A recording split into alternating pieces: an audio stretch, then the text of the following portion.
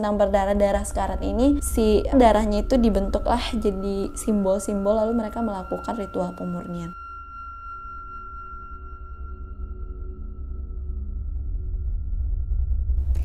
Halo teman-teman semuanya, selamat datang di channel Vira Watrin, tempat Vira bercerita. Nah, kira-kira hari ini Vira punya cerita apa ya buat teman-teman? Jadi hari ini Vira punya kisah trio kanibal tersadis menurut aku, karena mereka ini selain trio kanibal pemakan manusia, mereka juga berbisnis kue dengan bahan dasar daging manusia. Sadisnya lagi, kue mereka sangat terkenal dan sangat digemari di lingkungan tempat tinggalnya. Kejadian ini terjadi di Geranhans, timur laut Brazil. Nah, namanya juga trio. Mereka ini terdiri dari 3 orang. Ketua gengnya yaitu Jorge Beltrao Negromonte da Silveira, istrinya Isabel Pires, dan simpanannya Bruna Cristina Oliveira. Mereka ini merupakan punya hubungan cinta segitiga tapi akur banget, karena mereka kompak gitu. Ketiga-tiganya sama-sama kanibal, sama-sama psikopat, dan sama-sama kerjasama berbisnis kue berbahan daging manusia. Kisah mereka ini terinspirasi dari sebuah kisah fiksi legendaris tentang seorang kanibal dan psikopat juga bernama Sweeney Todd. Nah, Sweeney Todd ini merupakan karakter fiksi yang pertama kali muncul dalam serial mengerikan Penny Victoria The String of Pearls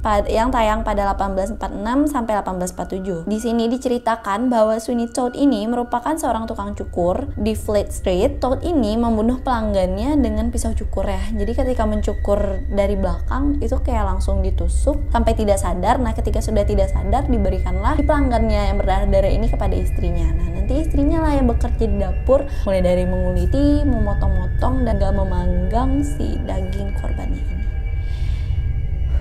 Nah, trio kanibal ini hanya tertarik untuk membunuh dan memakan para wanita muda. Mereka itu memikat wanita-wanita muda ke rumah mereka dengan menawarkan korbannya pekerjaan sebagai pengasuh, ataupun menawarkan korbannya untuk mendengarkan firman Tuhan, karena mereka menganut ajaran yang berbeda. Trio ini mengaku dirinya sebagai bagian dari sekte yang mengkhotbahkan pemurnian dunia dan pengurangan populasi. Oleh karena itu, mereka hanya membunuh dan memakan daging wanita muda yang rata-rata berusia di bawah 30 tahun. Mereka juga percaya dengan membunuh korban lalu melahap daging korban, maka mereka tidak akan berdosa. Memakan daging korban berarti penyucian kembali untuk diri mereka yang sudah membunuh. That's why mereka akhirnya makan daging korban. Cara Negromonte membunuh yaitu dengan membawa wanita itu berbicara di rumahnya seperti wanita yang ditawari pekerjaan, lalu Negromonte akan menawarinya semenarik mungkin. Ketika sedang asik berbicara, maka istri dan gundiknya atau simpanannya akan memukul wanita itu dengan palu yang besar hingga kesadarannya hilang. Setelah itu mereka akan memotong-motong daging korban dengan pisau ikan. Kalian tahu pisau ikan yang gede panjang.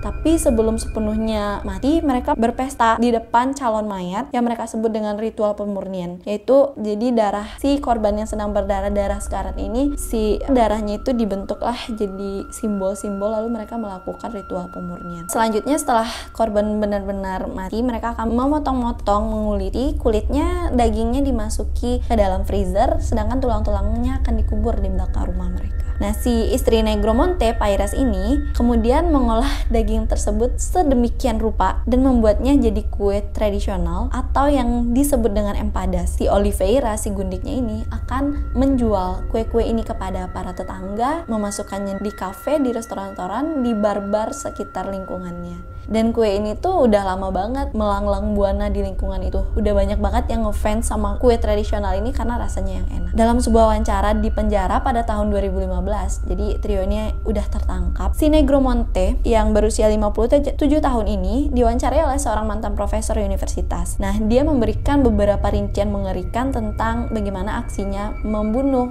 memakan, dan juga menjual daging manusia. Chega mais perto.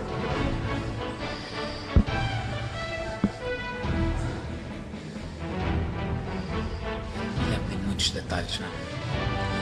Só me lembro através das coisas que falam pra mim que simplesmente eu fazia certas coisas para purificação, proteger as pessoas e entregar as pessoas a Deus.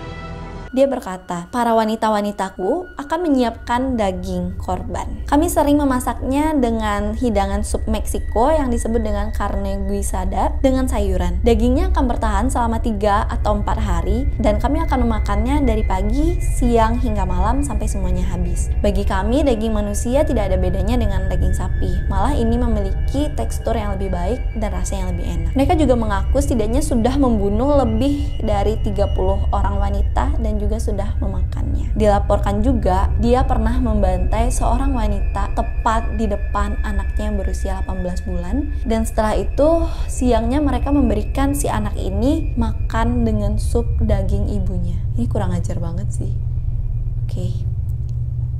Oke, aku speechless.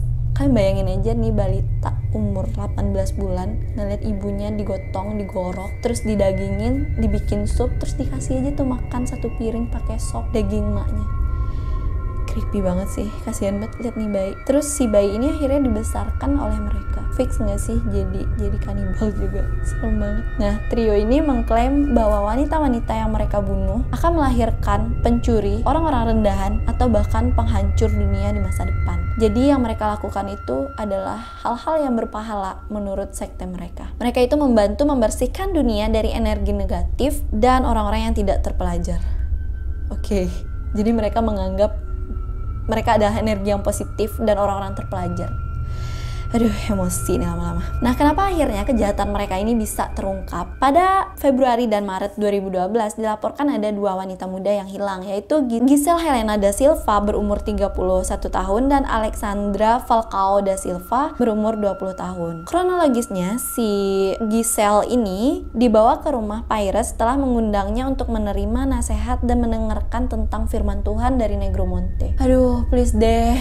Mau-maunya dengerin firman Tuhan dari orang asing gitu ya. Selagi berbicara dengan Negromonte di ruang tamunya, seperti biasa istri-istrinya akan memukul korban dari belakang dengan palu yang besar hingga tidak sadarkan diri. Sebulan kemudian, kelompok itu juga membujuk Falcao untuk ke rumah mereka dengan dalih menawarinya pekerjaan menjadi pengasuh atau babysitter. Sekali lagi, ketika wanita ini sibuk berbicara dengan Negromonte, maka istri-istrinya akan beraksi dengan palu yang besar. Mereka tertangkap pada April 2012 di Geranhans, Timur Laut Brazil, dan hakim menjatuhkan hukuman kepada Negromonte 71 tahun penjara, kepada istrinya Pires 68 tahun penjara, dan Nyonya Oliveira 71 tahun 10 bulan penjara. Setelah penangkapan mereka pada 2012, jenazah kedua wanita itu masih ditemukan di belakang halaman mereka. Detektif juga menemukan buku setebal 50 halaman yang ditulis sendiri oleh Negromonte, berisi hal-hal mengapa dia terobsesi untuk membunuh wanita-wanita muda dan bagaimana dia mendengar suara-suara untuk menghasutnya membunuh wanita-wanita korban dia tersebut. Ditemukan juga naskah 32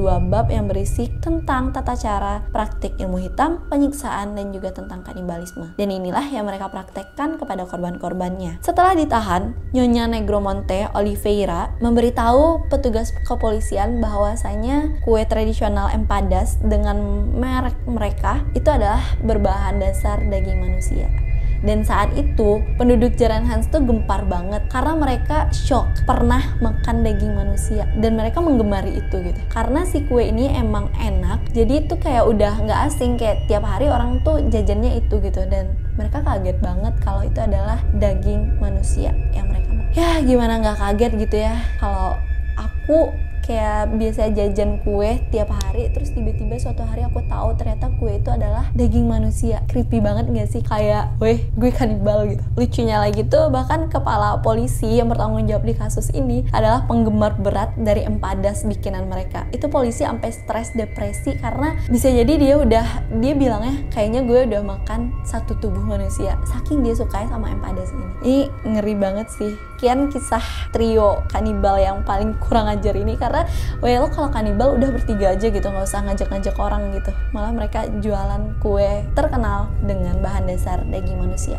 Laku lagi. Oke, pesan aku dari cerita ini buat teman-teman wanita yang di luar sana, wanita mandiri, wanita bahagia yang masih muda gitu ya. Hati-hati aja kalau ada orang yang tidak dikenal mendekati kalian dengan modus apapun itu, dan mengajak ke suatu tempat, lebih baik dicerna dulu, diteliti dulu, dipertimbangkan dulu, jangan langsung mau-mau aja. Takutnya ya bisa jadi kalian bertemu dengan amit-amit ya, dengan psikopat atau dengan orang yang berniat jahat lainnya gitu. Jadi jangan langsung percaya, lebih baik kalian was-was, terkesan sedikit cuek dan tidak peduli daripada menjadi korban pembunuhan atau korban kejahatan lainnya. Sekian dari aku, tetap sehat buat kalian semua. See you on the next video. Bye.